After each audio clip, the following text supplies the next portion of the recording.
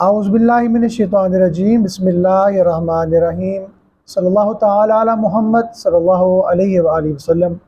मुअज़्ज़िज़ सामिन नाज़रीन, अस्सलामु अलैकुम वरहमतुल्लाहि वबरकातुहू। आज हम बात करेंगे शब कदर के आसान नुस्खे की। शब कदर को हम कैसे पाएँ और उस रात में हम क्या करें। अल्लाह अपने पाक कलाम में इस रात की फ़जीलत के बारे में फ़रमाते हैं कि ये रात वो रात है कि जिसमें हमने कुरान को नाज़िल किया है। और फिर आगे फ़रमाया कि लैलतुल क़द्र खैरुम मिन अल्फ़ि शहर, ये 1000 महीनों से ये रात अफजल है। कोई इस एक रात में इबादत करता है, अल्लाह उसको 1000 महीनों की रातों में इबादत करने का सवाब अता फरमा दिया करता है। जिब्राइल अमीन फ़रिश्तों के जुर्मट में उतरते हैं और हर उस बंदे के लिए दुआए मग़फ़िरत करते हैं जो बंदा खड़े होकर, बैठ कर, लेट कर, किसी भी हालत में अल्लाह को याद कर रहा होता है। और ये रात कौन सी रात है? अल्लाह के रसूल सल्लल्लाहु अलैहि वसल्लम आप फरमाते हैं कि रमज़ान मुबारक के आखिरी अशरे की ताक रातों में शब कदर को तलाश करो। अल्लाह ने रमज़ान मुबारक के आखिरी अशरे की ताक रातों में इसको मख्फी रखा हुआ है। अब इस आखिरी ताक रातों में हमने क्या करना है?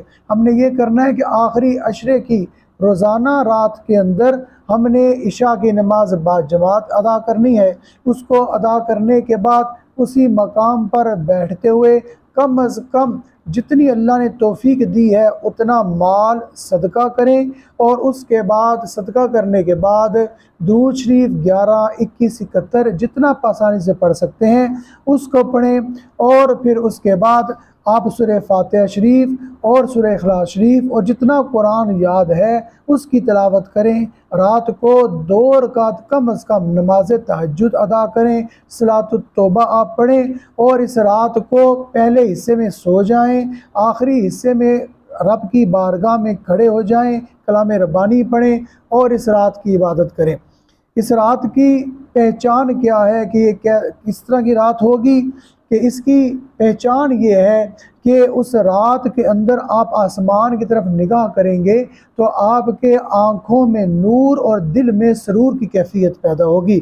इबादत में आपको लज्जत हासिल होगी और उसकी अगली सुबह, अगला दिन जो होगा वो सूरज के अंदर गर्मी नहीं होगी, दिन के अंदर हल्की हल्की जो है वो ठंडक सी आपको महसूस होगी।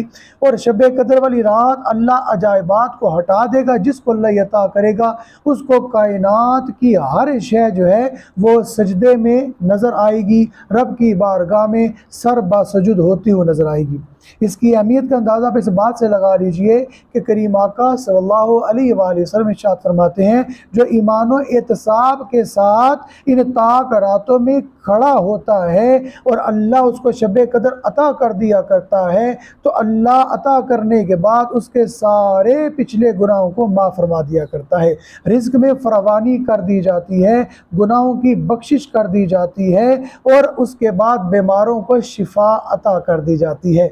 अम्मा आयशा रज़ियल्लाहु ताला अन्हा ने नबी अकरम सल्लल्लाहु अलैहि वसल्लम से पूछा, या रसूल अल्लाह, अगर मुझे ये रात मिल जाए तो इस रात में मैं क्या रब से मांगूँ, कौन सी दुआ मांगूँ? करीम आका सल्लल्लाहु अलैहि वसल्लम ने इरशाद फरमाया, आयशा, अगर अल्लाह रब्बुल इज़्ज़त आपको ये रात अता कर दे तो आपने रब की बारगाह में हाथ उठाने हैं और कहना है, अल्लाहुम्मा इन्नका अफ़ुव्वुन तुहिब्बुल अफ़्वा फ़अफ़ु अन्ना, ए अल्लाह मेरे गुनाहों को माफ़ फरमा दे। क्यों? तो माफ़ फरमाने वाला है और माफ़ी को पसंद करने वाला है। लिहाजा इस रात को, जिस रात की फ़जीलत में अल्लाह ने कलाम रब्बानी की पूरे सूरत सूरतुल क़द्र को नाजिल फरमा दिया, इसकी अहमियत का आप अंदाज़ा इस बात से लगा लीजिए। करीम आका सल्लल्लाहु अलैहि वसल्लम ने भी अपने उम्मतियों को तलकीन की, मेरे सहाबा मैं भी तलाश करता हूँ, तुम भी तलाश करो इस रात के अंदर। और अल्लाह के रसूल सल्लल्लाहु अलैहि वसल्लम को ये रात अता भी की गई,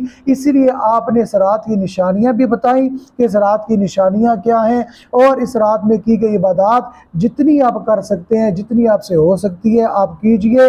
और दुआओं के अंदर मुझ फ़कीर को भी और अपने अज़ीज़ व अक़रबा को भी याद कीजिए। अल्लाह रब्बुल इज़्ज़त हमें ज़्यादा से ज़्यादा इबादत करने की तौफ़ीक़ अता फ़रमाए। वमा तौफ़ीक़ी इल्ला बिल्लाह वमा अलैना इल्लल बलाग।